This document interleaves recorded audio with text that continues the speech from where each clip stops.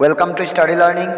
आजिर এই ভিডিঅ'টোত মই আলোচনা কৰিবলৈ গৈ আছোঁ দশমমান শ্ৰেণীৰ অসমীয়া বিষয়ৰ প্ৰথম পাঠ বৰগীতৰ কিছুমান পৰীক্ষাত আহিবলগীয়া প্ৰশ্ন উত্তৰৰ বিষয়ে।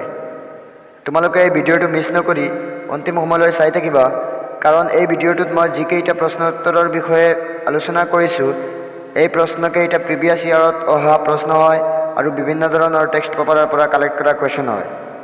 গতিকে তোমালোকে ভিডিঅ'টো মিছ নকৰি অন্তিম সময়লৈ চাই থাকিবা। আৰু তোমালোকে যদি এতিয়াও মোৰ এই ষ্টাডি লাৰ্নিং নামৰ চেনেলটো ছাবস্ক্ৰাইব কৰা নাই, চেনেলটো ছাবস্ক্ৰাইব কৰি ৰাখিবা এনেকুৱা নিয়মিত ভিডিঅ'বিলাক পোৱাৰ বাবে। তেনেহ'লে আহক ভিডিঅ'টো আৰম্ভ কৰোঁ। পাঠটোৰ নাম হৈছে বৰগীত। প্ৰথম প্ৰশ্নটো হৈছে কবিয়ে বান্ধৱ বুলি কাক সম্বোধন কৰিছে? এই প্ৰশ্নটো 2016 চনত আৰু 19 চনত আহিছিল। ইয়াৰ উত্তৰটো হৈছে কবিয়ে বান্ধৱ বুলি নাৰায়ণক সম্বোধন কৰিছে। 2 নম্বৰ প্ৰশ্নটো হৈছে মোহপাশ মানে কি? উত্তৰটো হ'ব মোহপাশ মানে মায়াৰ জৰি অৰ্থাৎ মায়াৰ বন্ধন। 3 নম্বৰ প্ৰশ্নটো হৈছে বৰগীতটি কি ৰাগত বন্ধা আছে?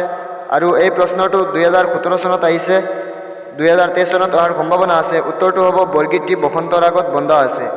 4 নম্বৰ প্ৰশ্নটো হৈছে কবি কিহত আতুৰ হোৱা বুলি কৈছে? উত্তৰটো হ'ব কবি সাংসাৰিক বিষয় বাসনাত আতুৰ হোৱা বুলি কৈছে। ইয়াৰ পিছৰ প্ৰশ্নটো হৈছে বৰগীতটি কোনে ৰচনা কৰিছিল? ইয়াৰ উত্তৰটো হ'ব বৰগীতটি মাধৱদেৱে ৰচনা কৰিছিল। ইয়াৰ পিছৰ প্ৰশ্নটো হৈছে কবিয়ে বান্ধৱ বুলি কাক সম্বোধন কৰিছে? আৰু এই প্ৰশ্নটো 2015 আৰু 16 চনত আহিছে, 2023ৰ কাৰণে বহুতো ইম্পৰ্টেণ্ট হয়। উত্তৰটো হ'ব কবিয়ে বান্ধৱ বুলি হৰিক সম্বোধন কৰিছে।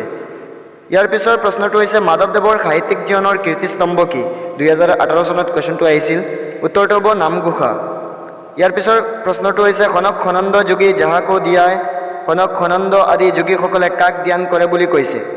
উত্তৰটো হ'ব খনক খনন্দ যোগী যাহাকো দিয়ায় খনক খনন্দ আদি যোগীসকলে নাৰায়ণক ধ্যান কৰে বুলি কৈছে। ইয়াৰ পিছৰ প্ৰশ্নটো হৈছে নোৱাৰিবা বান্ধৱ মোক জীৱনে মৰণে, কবিয়ে জীৱনে মৰণে নোৱাৰিবৰ বাবে কাক অনুৰোধ কৰিছে? উত্তৰটো হ'ব কবিয়ে জীৱনে মৰণে নোৱাৰিবৰ বাবে নাৰায়ণ অৰ্থাৎ ভগৱান কৃষ্ণক অনুৰোধ কৰিছে। সহস্ৰ বয়নে যাৰ নাপাৱন্ত সীমা অদমে জানিবো কেনে তোমাৰ মহিমা। ব্যাখ্যা কৰা। 2018 চনত এই প্ৰশ্নটো আহিছে।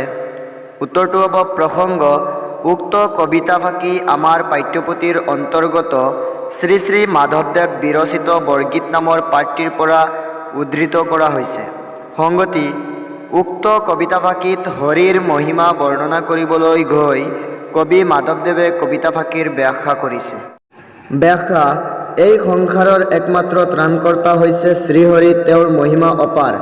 সিদ্ধি মহামুনিৰ ধ্যান কৰিও শ্ৰীহৰিৰ মহিমা আয়ত্ত কৰিব পৰা নাই। নিগম নিগম শাস্ত্ৰই তেওঁৰ মহিমাৰ অন্ত পেলাব নোৱাৰে। অনন্ত নাগ হৰিৰ বিশ্ৰামস্থলী, সেই নাগৰ সহস্ৰ মুখেও তেওঁৰ মহিমাৰ কথা বৰ্ণাই শেষ কৰিব পৰা নাই। তেনেস্থলত কবি সাধাৰণ প্ৰাণী হৈ তেওঁৰ কাৰণে হৰিৰ মহিমা জানিব পৰাটো অতিকৈ কঠিন। কবিয়ে বুজি উঠিছে যে হৰিৰ কৃপাৰ অবিহনে তেওঁৰ মহিমা আয়ত্ত কৰাটো সম্ভৱ নহয়। 6 নম্বৰ প্ৰশ্নটো হৈছে তোমাৰ চৰণ দুই মোৰ মহাদন, বকতজনেৰ নিজ তুমিয়ে জীৱন। 2020 চনত এই প্ৰশ্নটো আহিছিল।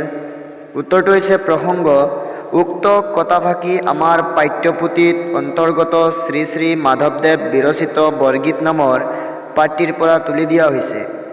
সংগতি উক্ত পদফাকিৰ জৰিয়তে মহাপুৰুষজনাই কৈছে যে ভগৱানৰ চৰণতে ভক্তসকলে প্ৰকৃত জীৱন আৰু ভক্তসকলৰ বাবে ভগৱানৰ চৰণ দুখনেই হ'ল অমূল্য সম্পদ। ব্যাখ্যা কবিৰ মতে সংসাৰৰ মায়ামোহৰ পৰা মুক্ত হ'বলৈ হ'লে ভগৱানৰ চৰণত শৰণ লোৱাৰ বাহিৰে অন্য কোনো উপায় নাই। সৰ্বব্যাপ্ত নিকাৰ ভগৱানেই জগতৰ সৃষ্টিকৰ্তা পালনকৰ্তা, তেওঁ সকলোৰ ঊৰ্ধত। গতিকে হৰিৰ চৰণত শৰণ লাভ কৰা মানে জগতৰ মূল্যৱান সম্পদ লাভ কৰাৰ সন্মান। ভক্তৰ বাবে ভগৱানেই পৰম আশ্ৰয়, সেইবাবে ভক্তৰ জীৱন ভগৱানতেই সমৰ্পিত। হৰিৰ চৰণেই হৈছে প্ৰকৃত ভকতৰ মহাদন আৰু হৰিয়েই ভকতৰ জীৱনৰ সৰ্বস্ব। 3 নম্বৰ প্ৰশ্নটো হৈছে বৰগীতৰ 4টা লক্ষণৰ বিষয়ে লিখা। 2016 চনত প্ৰশ্নটো আহিছিল আৰু এই প্ৰশ্নটো বহুতো ইম্পৰ্টেণ্ট হয়, তোমালোকে মিছ নকৰিবা, ধুনীয়াকৈ লিখি শিকি ল'বা। উত্তৰটো হৈছে মহাপুৰুষ শংকৰদেৱ আৰু মাধৱদেৱে এক শৰণ হৰিনাম ধৰ্মৰ প্ৰচাৰ আৰু প্ৰসাৰৰ উদ্দেশ্যে ভগৱানৰ লীলা মহাত্ম্য প্ৰকাশক এক শ্ৰেণীৰ উচ্চ আধ্যাত্মিক ভাৱাপন্ন গীত ৰচনা কৰে। এই গীতবোৰকে বৰগীত আখ্যা দিয়া হয়। বৰগীতৰ কেতবোৰ সুকীয়া সুকীয়া লক্ষণ আছে, যাৰ বাবে এই গীত আন গীতৰ পৰা পৃথক। বৰগীতৰ তেনে 4টা লক্ষণ হ'ল: পইণ্ট 1, বৰগীতবোৰ ৰাগতালযুক্ত শাস্ত্ৰীয় গীত। পইণ্ট 2, বৰগীত কৃত্ৰিম ব্ৰজাৱলী ভাষাত ৰচিত।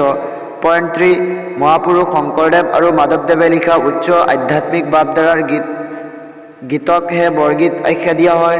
পইণ্ট 4, ভক্তিৰস প্ৰকাশক বৰগীতবোৰত দাস্য, শস্য, বাৎসল্য, শান্ত ৰসৰো প্ৰকাশ ঘটিছে।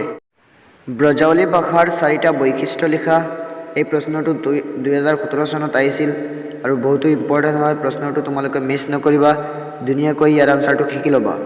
পইণ্ট নম্বৰ 1, ব্ৰজবুলি ভাষা বা ব্ৰজাৱলী ভাষাত সংস্কৃত শব্দৰ প্ৰয়োগ বহুতভাৱে দেখা যায়। পইণ্ট নম্বৰ 2, এই ভাষাত আৰবী, ফাৰ্চী আদি বিদেশী ভাষাৰ শব্দও দেখা যায়। পইণ্ট নম্বৰ 3, অসমীয়া ব্ৰজাৱলী ভাষাত বিশিষ্ট স্বৰধ্বনি মাত্ৰ 6টা: ই, এ, আ, অ, উ আৰু ও। পইণ্ট নম্বৰ 4, ব্ৰজাৱলী ভাষাত দ্বিস্বৰ আৰু ত্ৰিস্বৰৰ প্ৰয়োগ প্ৰচুৰ।